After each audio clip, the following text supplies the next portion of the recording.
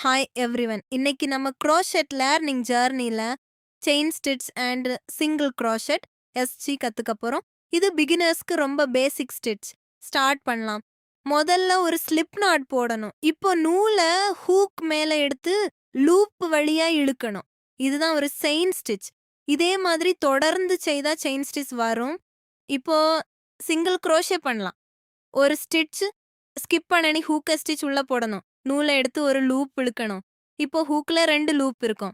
மறுபடியும் நூல எடுத்து 2 லூப்பையும் சேர்த்து இழுக்கணும். இதுதான் சிங்கிள் குரோஷே. இப்படிதான் நான் கொஞ்சம் கொஞ்சமா குரோஷே கத்துக்கிட்டே இருக்கேன். பார்த்ததுக்கு நன்றி.